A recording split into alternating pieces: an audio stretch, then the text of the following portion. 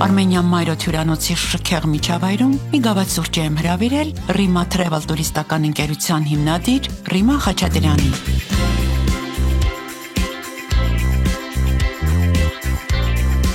Նա 27 տարի իր այցելուների առջև բացում է աշխարհի դռները։ Մենք էլ պիտի ճամփորդենք այսօր, բայց առանց ճամպրուկի։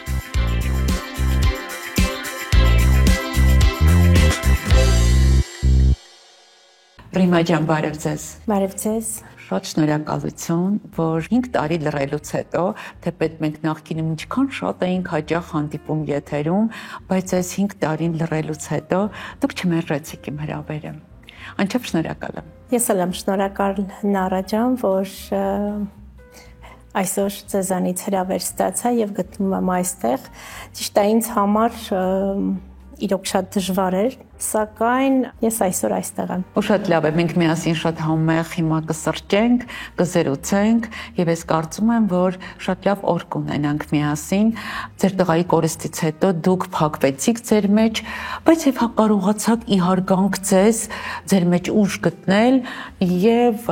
պատասխանատվություն վերցնել այն գործի հանդեպ, որին դուք 27 տարի նվիրված եք։ Բրավո ձեզ, իմ հարգանքը եւ խոնարհումը։ Իրականում, այո, Նարա ջան, ես իմ տղայից դեպքից հետո շատ մարդկանց թվում էր, թե ես շատ ուժեղ կին եմ, բայց ուժեղ էի դրսում հաճախորդներիս մոտ, որտեղ հաճախորդը մեղավոր չի, թե ինչ է կատարվում իրականում քո ներսում, քո ընտանիքում։ Վերևից մի ուժ կա, որը որ ինձ օգնում է, որ ես կարողանամ ոտքի կանգնեմ, կարողանամ զբաղվեմ նորից իմ սիրած գործով եւ շարունակեմ այն բիզնեսը, որը որ տարիներ շարունակ ես փորձել եմ պահել։ Լավ, եկեք վերադառնանք 27 տարի առաջ, երբ դուք բացեցիք ձեր գրասենյակի դուռը, հա։ Ինչու որոշեցիք հենց տուրիզմի ոլորտ։ Այն տարիները հիշում եմ, Նարա ջան, չկար զբոսաշրջության հետ կապված ոչ մի ուսումնական վայր, չկար համալսարաններ, ինստիտուտներ։ Երբ ես զբաղվում էի զբոսաշրջության ոլորտով, նոր ոտք դրեցի զբոսաշրջության ոլորտ, 17 տարեկան էի, երբ ճամբարում էի, ջոկխորթի նախագահ էի եւ հավաքում էի ինձ հետ երեխաներին, բակի եւ մեզ էր միանում նաեւ երգիչներ, արվեստի բնագավառի մարդիկ եւ ես հետաքրքիր էքսկուրսիաներ էի կազմակերպում Հայաստանի տարածքում եւ հետաքրքիրն այն էր, որ մենք զբոսաշրջիկներին զարմացնում էինք մեր հետաքրքիր միջոցառումներով, որը որ անցկացնում էինք հենց պատմամշակութային վայրերում եւ այդտեղից միտքը ծագեց, որ ես պետք է ունենամ իմ անձնական եւ թե ամսագիր եւ թե գործակալություն, տուրիստական գործակալություն եւ այդտեղից առաջացավ միտքը եւ ես հիմնեցի իմ սեփական գրասենյակը։ 27 տարի նահագին ժամանակահատված է, քիչ չէ, եւ դուք կայուն հաստատուն պահեցիք ձեր անունը շուկայում, այ հաջողության բանալիները, հա։ 27 տարվա մեջ բավականին դժվար է Նարա ջան պահել եւ փայփայել մի բիզնես, որտեղ մրցակցությունը բավականին մեծ է, թեպետ եւ ամեն օր բացվում են նոր գործակալություններ։ Յուրաքանչյուր օր գրեթե բացվում են, յուրաքանչյուր վայրկյան սնկի նման աճում են տուրիստական գործակալությունները, անկախ նրանից ունեն փորձ թե չունեն, մտածելով, որ մեծ եկամուտ եւ շահույթ է բերում, թեպետ սխալվում են այդտեղ եւ բացում են տուրիստական գործակալություններ։ Սակայն ես ինձ մրցակիցներ ճիշտ է չեմ տեսնում շուկայում, բայց ես կարողացա պահել ինչքան էլ դժվար ճանապարհ անցա, թեպետ այս 5 տարիների ընթացքում ես էլի կարողացա պահել եւ պաշտպանել իմ կազմակերպությունը։ Այ գիտեք, Ռիմա, ինձ հետաքրքիր է ձեր որ հատկանիշների շնորհիվ։ Առաջինը պետք է լինես հենց տեսակով մարդ, բարեհամբույր, պետք է լինես աշխատասեր եւ ամենակարևորը հաճախորդը խաբված դուրս չգա քո գրասենյակից։ Սովորաբար ես միշտ իմ գրասենյակում թե իմ աշխատողներին եւ թե իմ ուսանողներին ասում եմ, որ մեկ հաճախորդ կորցնելը դա հավասար է 300 հաճախորդի կորուստ։ Մեկ հաճախորդի լավ վերաբերվելը, սիրալի բարեհամբույր ձևով սպասարկելը դա հավասար է 300 հաճախորդի մուտք դեպի տուրիստական գործակալություն։ Դուք նաև ունեք ուսանողներ։ Իհարկե տարբեր ուսումնական հաստատություններից ուսանողներին գործողում են մեզ մոտ, որպեսզի վերապատրաստվեն դասընթացները անձամբ ես եմ անցկացնում ուսանողների հետ։ Բայց գիտեք ինչն էր հետաքրքիր, որ վերջին շրջանում մի դասախոս ինձ զանգահարեց քոլեջից եւ ինչ ասաց, որ ինչ եք անում այդ երեխաներին, որ բոլորը մասնակցում են ձեր դասերին։ Ինչ եք անում։ Չգիտեմ, երևի ավելի հետաքրքիր ձևով եմ ներկայացնում այն ուսանողները, որոնք որ չեն այցելում անգամ ուսումնական հաստատությունների դասի, սակայն իմ բոլոր դասերին ներկա են գտնվում։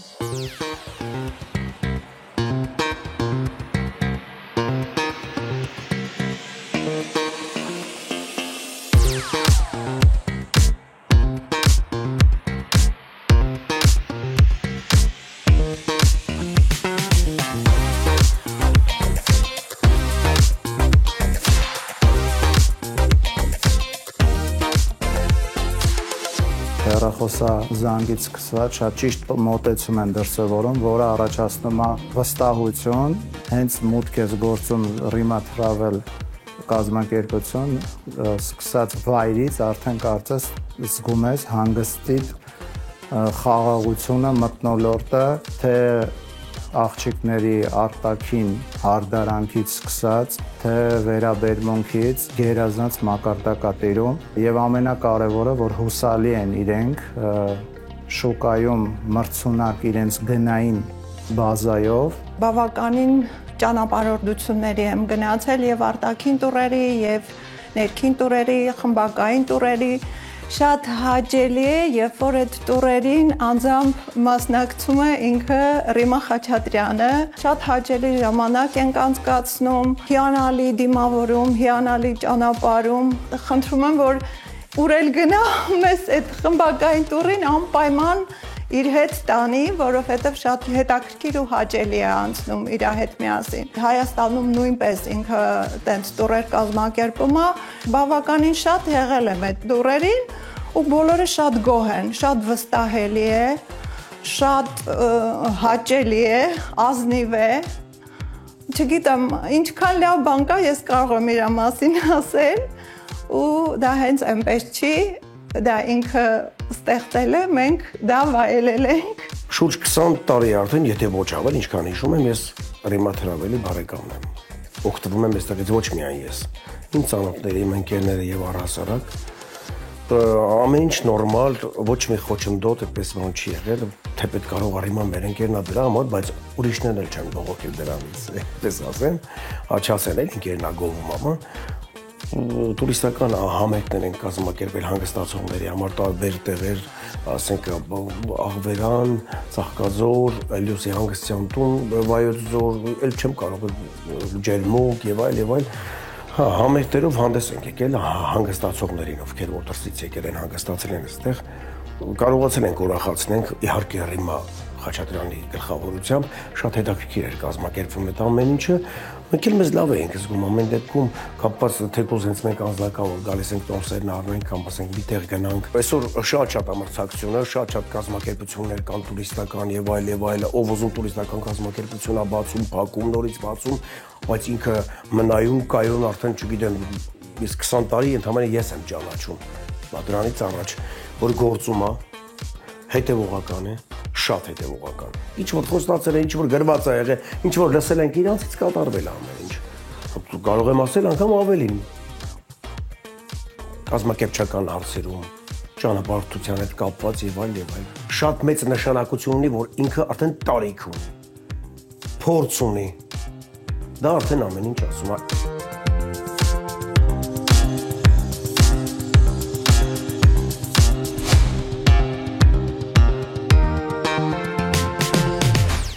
Դուք 27 տարի շարունակ նույն ծառայություններն եք, չէ՞ մատուցում, որևէ բան չի փոխվել ձեր գործունեության մեջ։ Չէ, ոչինչ չի փոխվել, Նարաջան, մենք 27 տարի զբոսաշրջության ոլորտում ենք եւ հույսում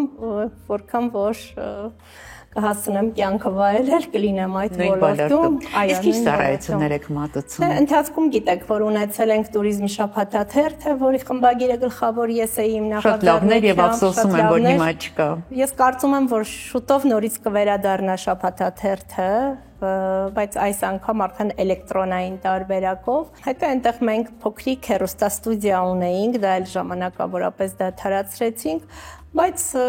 եկեք միասին դա էլ վերադարձնենք։ Remote travel-ը կա եւ կմնա ոլորտում երկար տարիներ։ Դե ծառայությունների շրջանակն են, հա, ներկայացնենք հեռուստադիտողին։ Այնտեղ մենք հիմնականում զբաղվում ենք ավիատոմսերի վաճառքով, էքսկուրսիաներ, աշխարհի տարբեր կետերում, հյուրանոցների ամրագրումներ, ամբողջական փաթեթների պատրաստում հիմնականում, մեքենաների ապահովագրություն, ճամփորդական ապահովագրություն։ Մի խոսքով ամեն մանրուք, ինչ կապված է ճամփորդության հետ, զբոսաշրջության հետ։ Շատ լավ, այ խոսենք ուղղություններից։ Այսօր որ ուղղություններն են պահանջված զբոսաշրջիկների շրջանում։ Արտագնան գիտեք, ինչպես միշտ Եգիպտոսը միշտ առաջին հորիզոնականում է։ Հայերի շրջանում, Հայերի շրջանակներում Ինչու։ Ես ասեմ, որովհետև համեմատաբար Եգիպտոսը համարվում է ավելի մատչելի արժեքներ է առաջարկում Եգիպտոսը, դրանով է պայմանավորված, որ զբոսաշրջիկները նախընտրում են մեկնեն Եգիպտոս։ Սակայն բացի մատչելին, այնտեղ գիտենք, որ կա կարմիր ծով, կա միջերկրական ծով, ինչը որ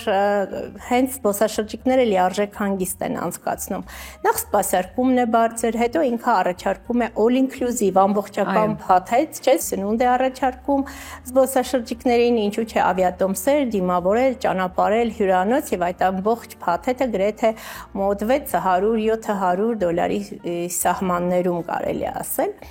Եվ դա բավականին մատչելի է Հայաստանի քաղաքացիների գրպանին, կարելի ասել հարիր է, դա է պատճառը, որ Հայաստանի քաղաքացիները մեկնում են շատ Եգիպտոս։ Երկրորդ հորիզոնականում ես համարում եմ դա արդեն Դուբայը, իհարկե նաև Աբու Դաբին, որտեվ Աբու Դաբի չվերթները էլի բավականին ավիատոմսերը մատչելի են, քան մնացած երկրները։ Վերջին շրջանում շատ մեկնում են Թունիս։ Կովիդից հետո երբ արդեն դրանից առաջ փակվել էին աշխարհի դռները, մենք մի տեսակ սկսեցինք ճամփորդել Հայաստանում եւ ներգնա туриզմը մի ուրիշ թափ հավաքեց եւ մենք կարողացանք գնալ, տեսնել, ճանաչել մեր երկրի թաքնված վայրերը։ Իհարկե, Նարաջան բավականին շատ էր 2020 թվականին ավելի շատ ներքին տուրերը, ներգնա տուրերը Հայաստանում, ինչու, որովհետև չվերթներ չէին իրականացվում տարբեր երկրներ, թեպետ հյուրանոցներն էլ իրենք արդեն փակ էին եւ այնտեղ գիտենք պանդեմիայի ժամանակահատվածն էր, սակայն դրանից հետո երբ արդեն թույլտվություն եղավ, որ կարող են զբոսաշրջիկները շփվել կամ դուրս գալ էքսկուրսիաների, փորձում էինք գրեթե ամեն ձևով հետաքրքիր էքսկուրսիաներ կազմակերպել եւ ինչու՞ չէ հենց Հայաստանի քաղաքացիներին ներկայացնել Հայաստանը, որովհետեւ մարդիկ ապրում են Հայաստանում, բայց շատ շատերը չգիտեն անգամ Հայաստանի տեսարժան վայրերի մասին կամ շատ տեղեր չեն եղել, չեն ճանապարհորդել։ Մենք այդ տարի գրեթե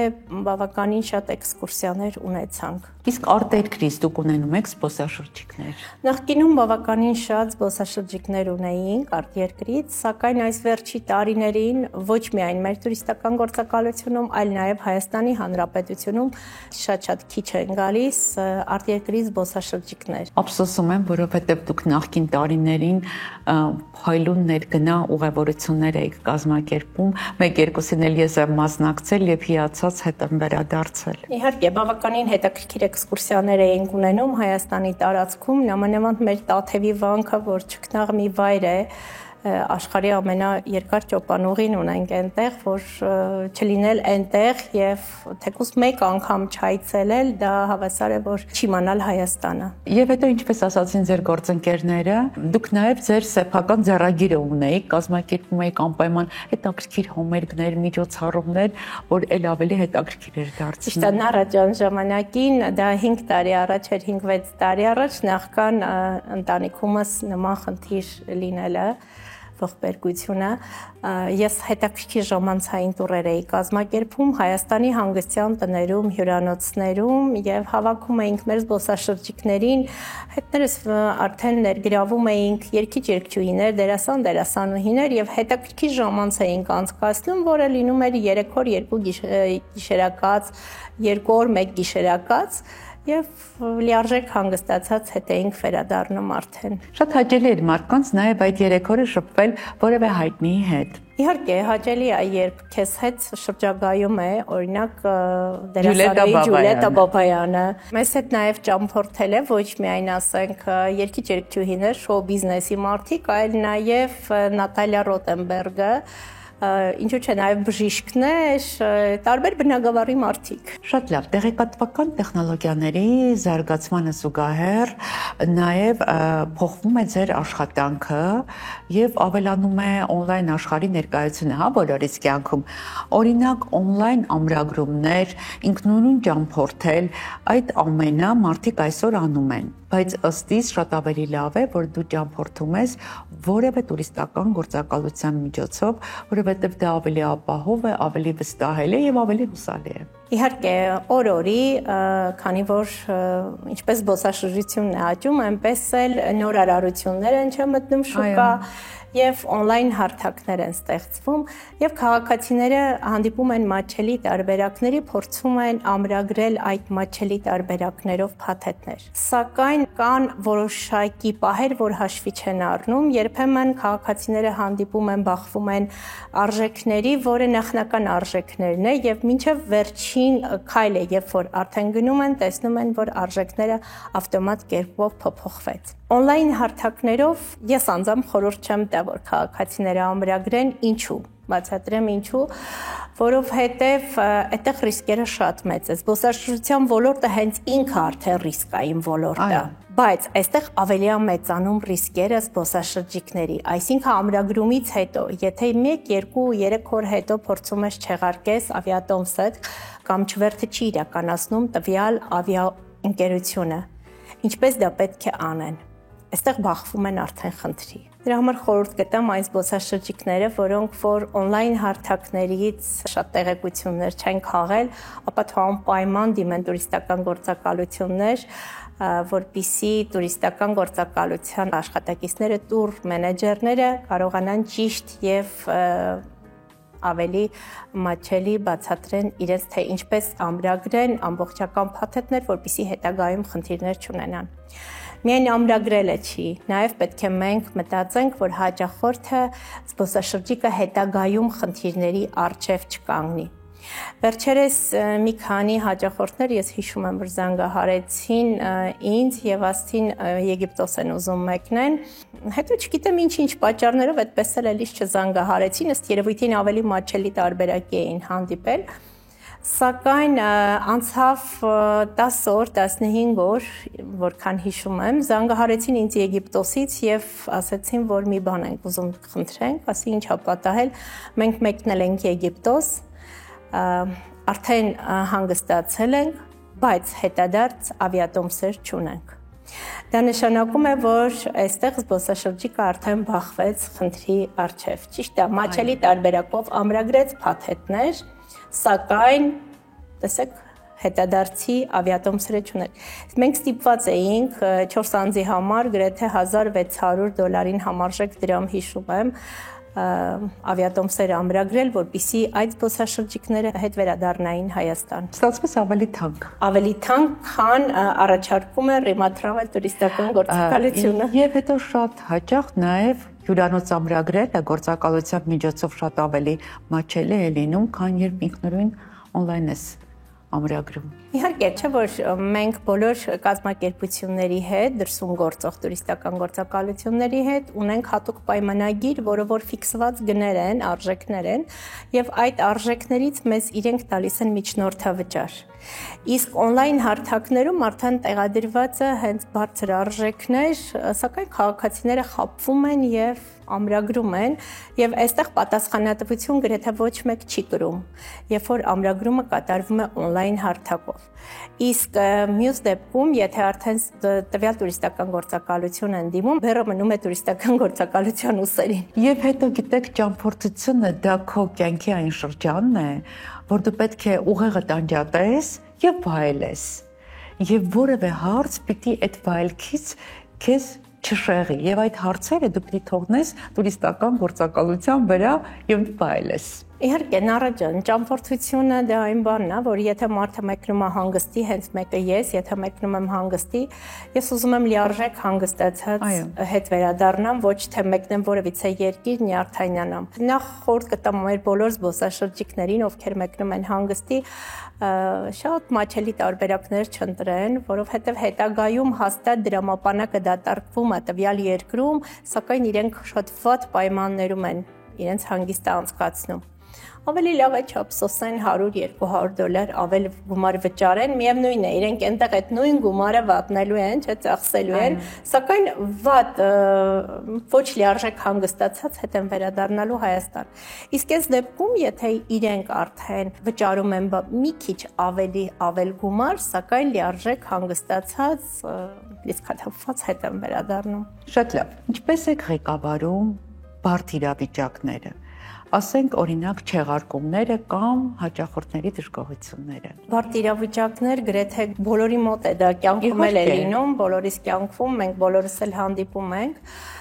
Դա երևի դա տարիների փորձն է, որ ես կարողանում եմ հաղթահարեմ եւ ղեկավարեմ դա։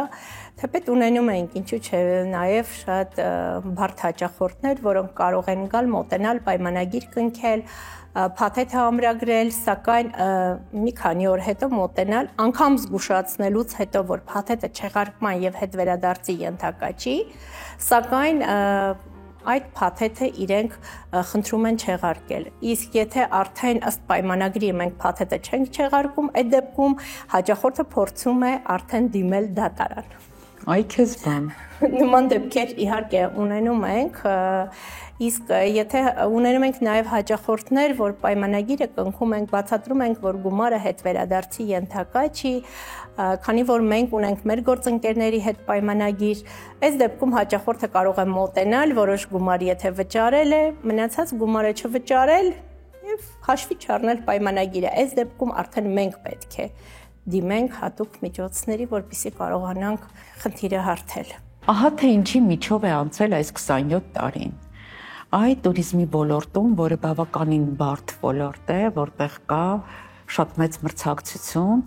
ինչպես եք հասել հաջողության։ Նորա ջան, խոսքերով ենք ասում 27 տարի, բայց դա ամբողջ մի կյանք է կարելի ասել, դեռ աղջիկս էլ չէր ծնվել, երբ ես զբոսաշրջության ոլորտով սկսեցի զբաղվել։ Շատ դժվարությամբ, բայց հասա այդ հաջողության, ես ինքս չէի սպասում, որ ես նման հաջողություն կունենամ, որ ես ոչ միայն զբոսաշրջության ոլորտի, այլ նաև շոու բիզնեսի ներկայացուցիչների հետ այդքան մտերմիկ ընկերական հարաբերություն կստեղծեմ եւ ամբողջ Հայաստանի լրատվամիջոցները գրեթե այդպիսի լրատվամիջոց գոյություն չունի, որ ես հարցազրույցներ չտամ։ Երևի հենց իմ հաջողության գրավականը դա էր, որ ես ինքս բնավորությամբ շատ մաքուր մարդ եմ, ոչ թե ես ինքս ինքնագովազդով եմ զբաղվում, այլ սիրում եմ ամեն ինչը ճշմարիտ խոսել, սիրում եմ ներկայացնել այնպես, ինչպիսին որ կա։ Ընդհանրապես ամբողջ կյանքում եմ այդպես եղել եւ հաջողության ուղղակի պետք չէ սպասել։ Հաջողությունը ինստինկտյան, եթե դու լինես ազնիվ, լինես աշխատասեր, լինես պատասխանատու քո գործում, գիտակ, հաջողությունը ինստինկտյան արդեն կգա քեզ մոտ։ Ռիմա ջան, դուք խիստ ղեկավար եք։ Խիստ չեմ կարող ասել, որ շատ բարի եք, բայց ուզում եմ հասկանալ։ Բարության մեջ նաև կա մի փոքր խստություն, ոչ միայն ղեկավար, այլ նաև ընտանիքում երեխաներիս հետ եմ այդպես եղել։ Ես մեկ-մեկ զարմացել եմ, որ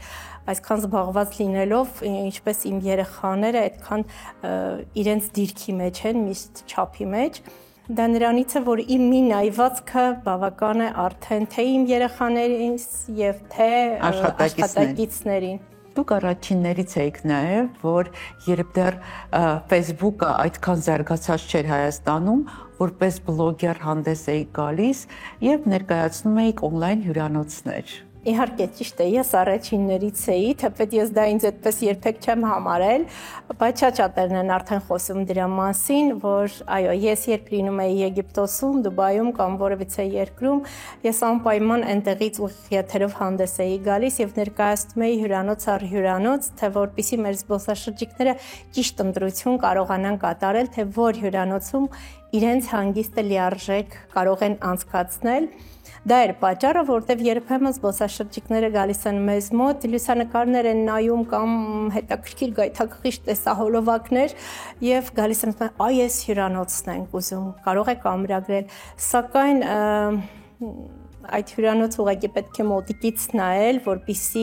հասկանալ նման հյուրանոցում հնարավոր է հանգստանալ թե ոչ։ Իսկ այն դուք ինչպես եք ընտրում այս երկիրը կամ այս հյուրանոցը ներկայացնել on-line լսարանին։ Ես նայում եմ ավելի շատ պահանջարկը որ երկրի վրա է, այսինքն մեր զբոսաշրջիկները ուր են նախընտրում մեկնել, դա է պատճառը, որ ես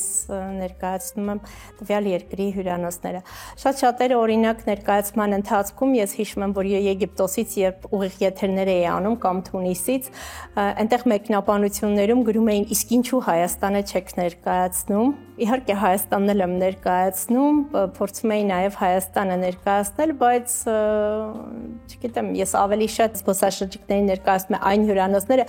որոնք որ հենց ծովի ափին են, առաջի գիծ են եւ որի լողափը լավն է, որպեսզի զբոսաշրջիկները ընտրություն կատարելուց ճիշտ ընտրեն հյուրանոցը։ Հիմա ձեր այցերը այս կամ այն հյուրանոց, այս կամ այն երկիր ավելի հաճախ զուտ աշխատանքային են, թե ժամանցային։ Երևի այս տարի նոր տարվան էր, երբ աղջկաս հետ մեկնեցի, այս տարիների ընթացքում հանգստի, ես երբեք հանգստի համար չեմ մեկնում։ Շատերը երբ նայում են իմ էջը, ամփոփում են, այնտեղ միշտ ասում են լավ էլ հետաքրքիր օրեր ես անցկացնում տարբեր երկրներում, սակայն իրականում ես մեկնում եմ հենց աշխատանքի նպատակով, որտեղ մեկնում եմ հատուկ հյուրանոցները ուսումնասիրելու, նայելու եւ մեր զբոսաշրջիկներին ներկայացնելու։ Ձեր փորձը որպես հաճախակի ճամփորդող, դուք ունեք նախընտրելի հյուրանոցների ցանց։ Նախընտրելի հյուրանոցների ցանց ունեմ, դրանք շատ են տարբեր երկրներում, դրա մասին կարող ենք հետագայում զրուցել։ Այ ինձ հետաքրքիր է, դուք ինչպես եք համատեղում հաճախակի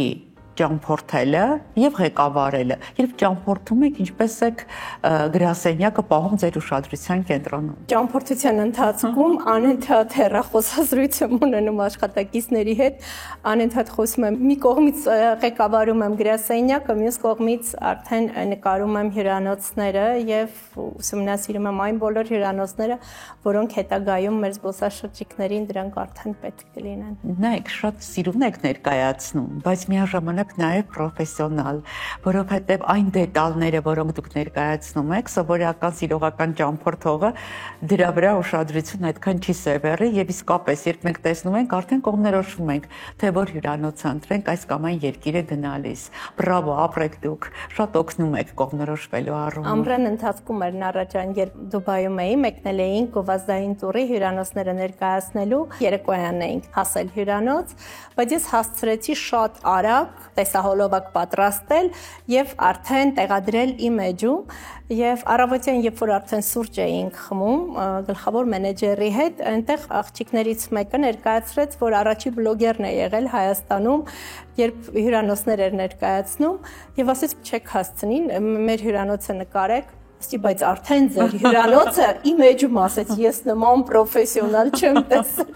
Եթե հասցրել ինքնաթիռից իջնես ու արագ նկարես, արագ արդեն տեղադրես էջում։ Ունեք սիրելի երկիր, որ միշտ պատրաստ եք վերադառնալ։ Իհարկե, շատ սիրել եմ Իտալիան, նամանավանդ,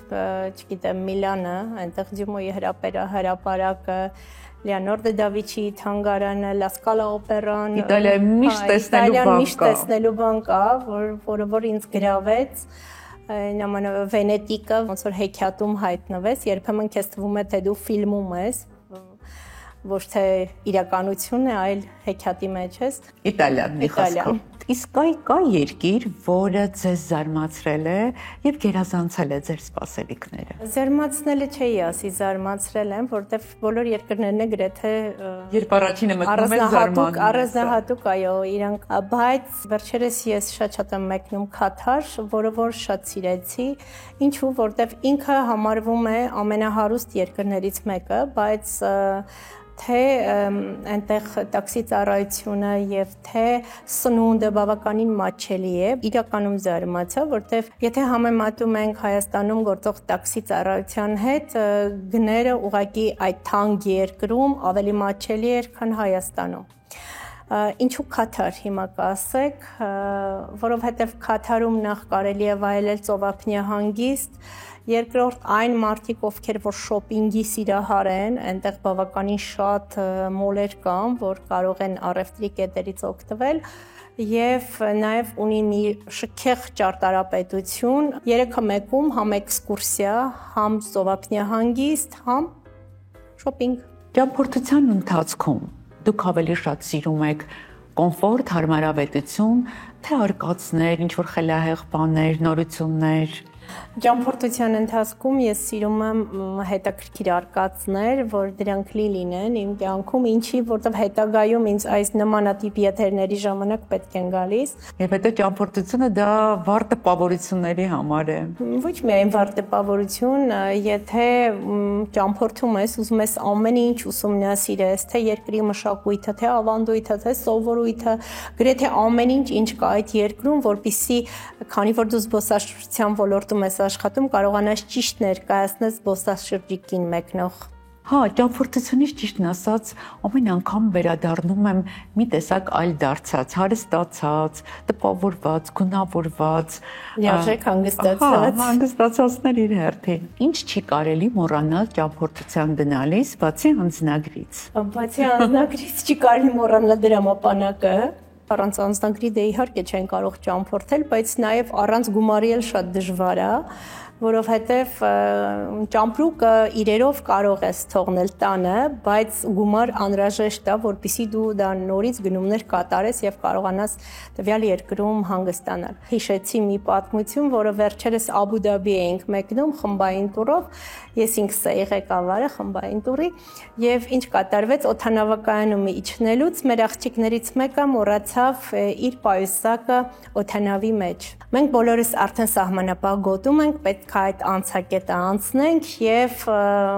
այդ աղջիկը մոռացել է պայուսակը, այսինքն չունի անձնագիր։ Եվ ես այստեղ արդեն լարվել եմ, որ ոնց անենք, որ մեր աղջիկա անձնագիրը հետ կարողանանք արդեն այդտեղից բերենք։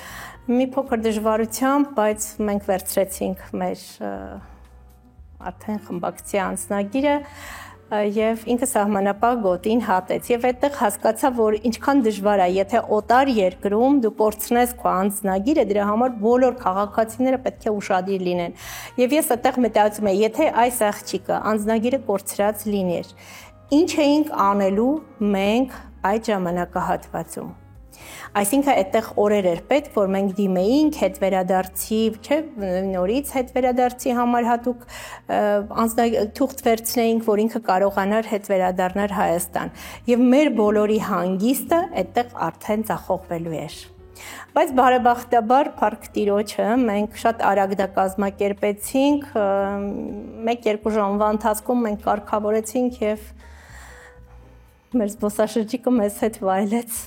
Աբու Դաբին։ Հիմա խոսենք գերազանքների եւ նպատակների մասին։ Նպատակներս երևի դուստրիս ամուսնանալն է, ինչին որ սպասում եմ, որ անձնական կյանքում ինքը կարողանա գտնի իր երկրորդ կեսին եւ լինի երջանիկ ամբողջ կյանքում, որտեղ ծնողի համար միակ բանը, որ իր զավակին տեսնի երջանիկ։ Այո, միակ ցանկությունը, որ զավակները Հայաստանում չեն, ապրում են Ամերիկայի Միացյալ Նահանգներում։ Այո, իմ թորնիկները, տղայիս երեխաներն են, ապրում են Միացյալ Նահանգներում, ցավով եմ ասում, շատ դաժան բան է, երբ որ ունենում ես հեռու ազգականներ,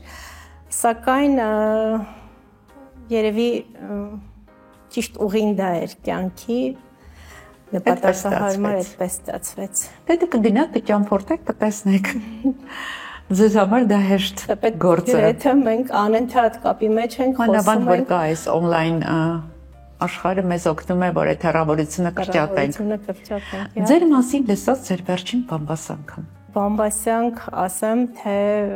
մեկնաբանությունը ասեմ, չգիտեմ։ Տղայիս դեպքի հետ կապված ես ոչ մի հեռուստաընկերության կամ ոչ մի լրատվամիջոցի երբևիցե հարցազրույց չէի տվել։ Դա զբոսաշրջության ոլորտում գրեթե գիտեք, միշտ եմ հարցազրույցներ տալիս, երբեք չեմ հրաժարվում, սակայն այդ դեպքի հետ կապված ես երբևիցե հարցազրույց չէի տվել, բայց եկավ այն պահը, երբ հանցագործը, որը որ կատարել էր այդ սպանությունը, ինքը փախուստի դիմեց, մեդիա հաբներ, ինչքան հիշում եմ, միակ բացառիկ հարցազրույց, որը վերցրեց ինձանից, վերջապես զրուցեցի անկեղծ, խոսեցի հեռախոսով, պատմեցի գրեթե ամեն ինչ եւ մի մեկնաբանություն տեսա, որ գրված էր, որ բայց չէինք ասի, որ այդքան էլ շատ ծանր եք տանում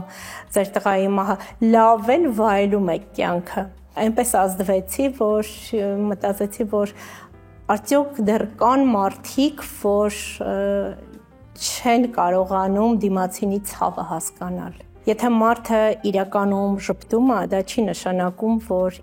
իր հոգին էլ է ժպտում։ Դա էր ըստ երևույթին եւ մի պատմություն էլ պատմեմ, որ երբ էլի այդ դեպքից հետո էր, փողոցով քայլում էի, զանգեցին ինձ, ասեցին, ասում են, որ Տիկին Խաչատրյանը, տեսեք, անգամ տղային կորցրեց, բայց իր կաբլուկները չհանեց։ Գեղեցիկ հագնված եւ մազերը հարդարված է։ Դա իմ վերջին բամբասանքն էր, որը որ ես լսեցի իմ համար, ցավոք չի ուզենա, որ ոչ մեկի ընտանիքում նման բան լիներ եւ հաստատ մենք չէինք բամբասի։ Թեպետ ես անտեսում եմ նմանատիպ բամբասանքների, գրեթե բոլորս պետք է բոլոր հաջողակ մարդկանց ստվերներն են շուրջն եւ այո։ դա այդպես է, բայց ես ուզում եմ միշտ ձեզ տեսնեմ ժպիտով, միշտ տեսնեմ բարձրակրում կոշիկներով, գեղեցիկ հագնված, իհեջուկս ամեն ինչի եւ բոլորի եւ դուք միշտ շարժվեք առաջ